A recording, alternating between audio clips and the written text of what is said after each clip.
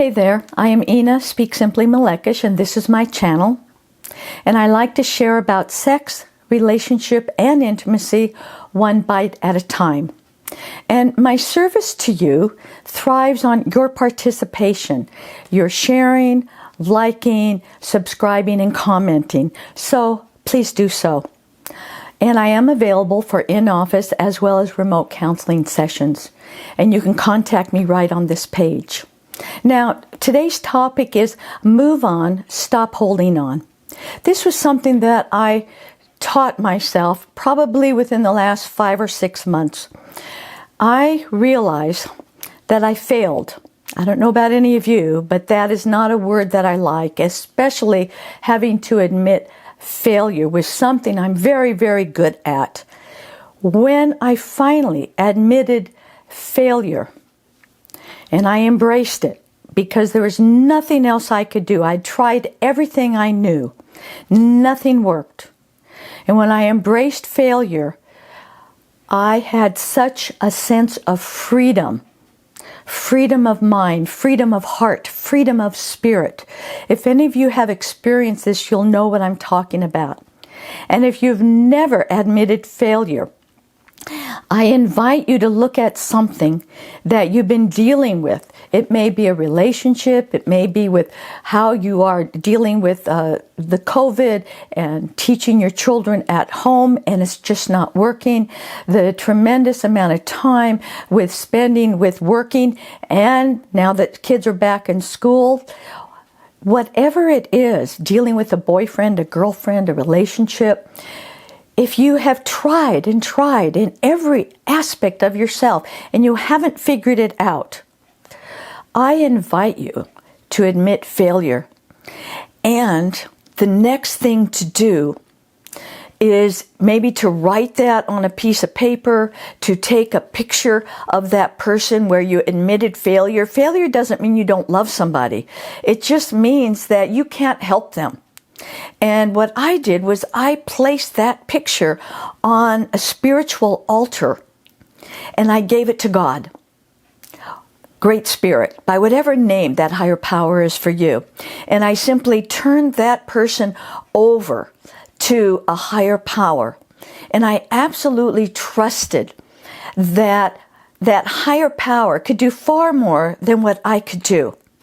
And if I really understood God or Great Spirit, then that would mean God was small enough for me to understand, would not be large enough to handle the problems that are facing our world at this time.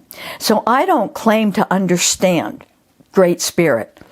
What I do experience and have experienced is the tremendous freedom of admitting failure and putting the picture of that person on a special place where it is, a sacred altar or a mesa. Maybe you don't have that in your home. That's okay. You can create something like that.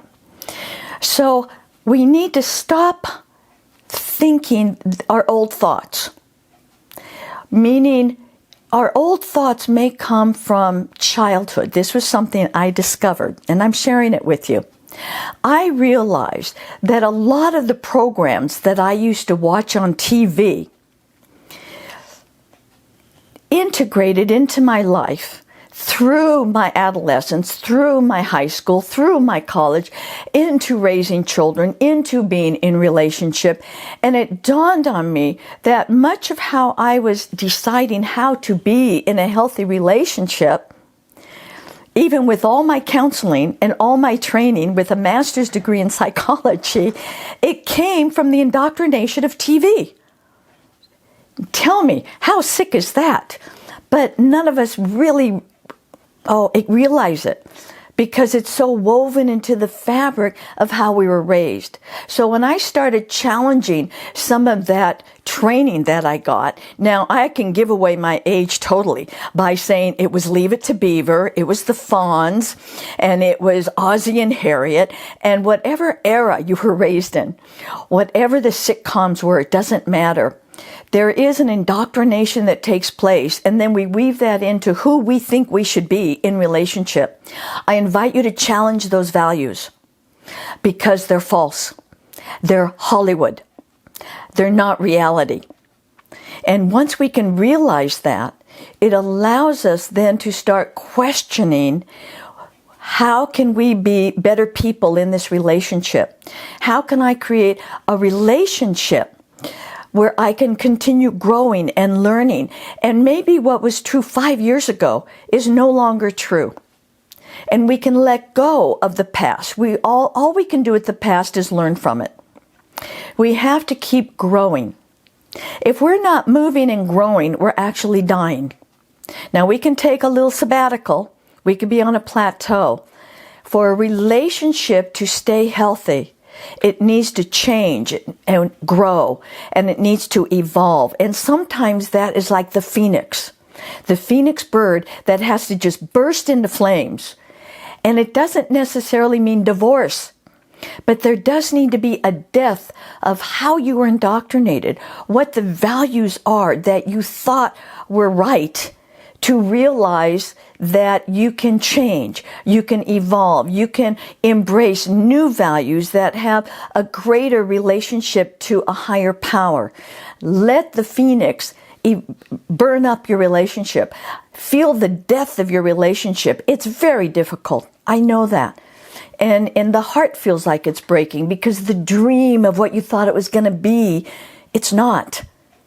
But what you can create is something so much better. You can't go back.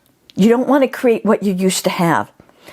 You can create something better. And I share this with all of my clients who come in and they are so hurting. They are in so much pain because they know they love each other.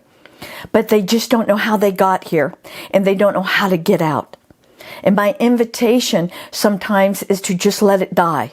They killed it. They did not come into therapy soon enough. They killed their relationship. And now I'm inviting them to create something new that will work for them. So it's mutual benefit and welfare. And it's respecting each other. So I invite you with listening to this, and that is move on. Stop holding on to the past. Stop holding on to what you think is right. It may not be. It may be just indoctrination from childhood sitcoms. And oh my gosh, when you realize it's that, just let it go and do not beat yourself up. Let it go and realize you've learned so much. You have such heart. You can create anything that you desire. So I invite you to look at my bio, and you're going to see the other platforms that I am on. And I really want to thank you for watching this video, and have a great day and blessings to you.